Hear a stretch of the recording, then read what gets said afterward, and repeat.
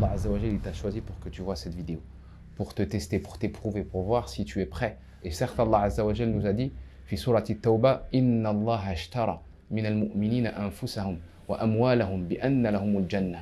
Certes, Allah Azza wa Jal a acheté des croyants leur âme et leurs biens, leur argent, en l'échange du paradis. Bienvenue à la mosquée de Bagneux, l'une des mosquées les plus importantes du sud de Paris. Une mosquée où les fidèles se réunissent en nombre et où la place se fait de plus en plus rare. C'est également un lieu de vie, un lieu où on apprend le Coran, les grands comme les petits, et en essayant de le rendre accessible au plus grand nombre. Mais seulement quelques jours après ce Jumu'ah noir de monde, personne n'aurait pu imaginer ce qui allait se passer.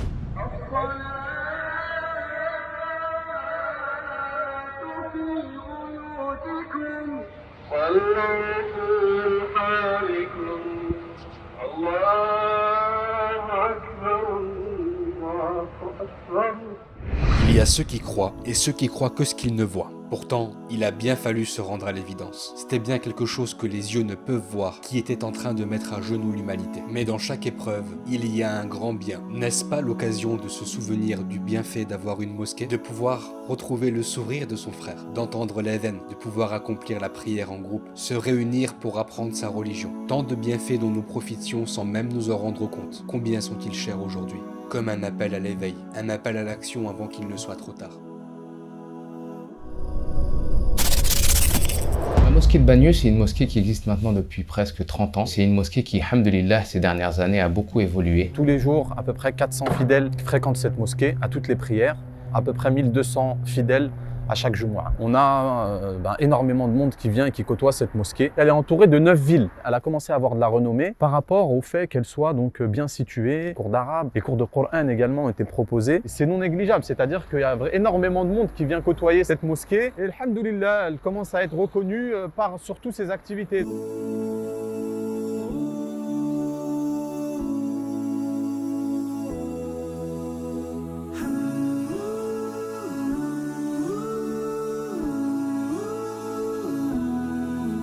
La mosquée actuellement, elle abrite un nombre très important d'enfants. La section Coran, la section arabe et l'éducation islamique, la section femmes, adultes, la sensibilisation et la prise de conscience de la communauté. Les activités sont nombreuses, le nombre s'accroît et on est dans l'étroitesse. Donc on est condamné à avoir un espace plus grand. En plein essor, c'est une communauté, comme je l'ai dit, qui est extrêmement importante.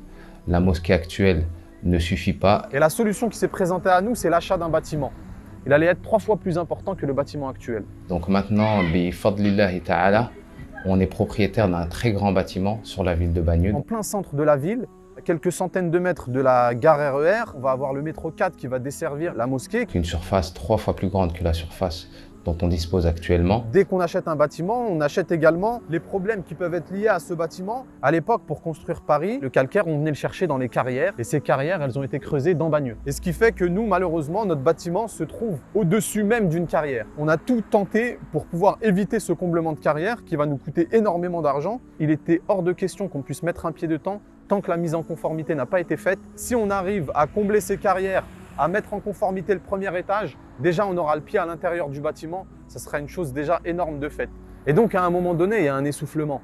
On sent que les fidèles, ils en peuvent plus, ils ont tout donné. Ils ont collecté, ils ont mis la main à la pâte. Le projet, il est là, il est réalisable. On a le bâtiment. Ça vous fait pas mal au cœur? On vient ici au bâtiment et on peut pas faire la prière. Donc il faut qu'on commence à dhikr Allah ici. Il faut qu'on commence à lire le Coran ici. Il ne nous reste plus que les travaux de mise aux normes pour pouvoir justement investir ce bâtiment. En ce mois de Ramadan, c'est le mois des victoires, où la communauté au cours de l'histoire a connu de nombreuses victoires.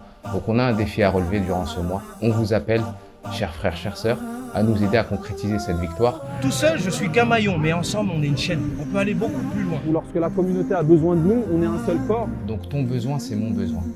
Ta réussite, c'est ma réussite. Si tout le monde donne un peu, on réussira à la fin.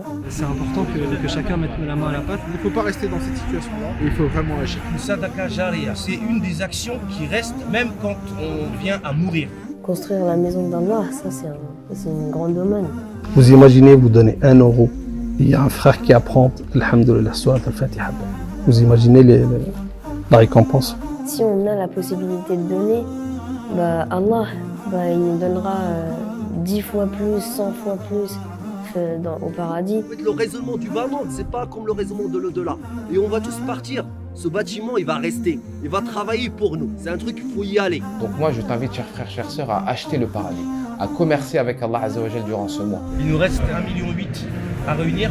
Avec 1800 personnes qui peuvent chacune donner une part de 1000 euros, c'est terminé. Mais c'est faisable. On provoque les causes et c'est Allah qui fait le reste. Il ne vient pas te demander par hasard. C'est pas une coïncidence.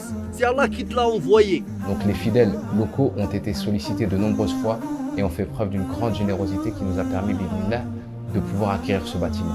Maintenant, c'est pour ça qu'on fait appel également à l'ensemble de la communauté pour les faire participer à ce khayr et pour nous aider à concrétiser ce projet le plus vite possible. Parce que cette aumône ne sera jamais perdue. C'est un investissement pour lui, ici-bas et dans l'au-delà. Donc, où que tu sois, tu es concerné par ce projet. Toutes les communautés ont besoin d'espaces décents pour pouvoir pratiquer correctement leur religion.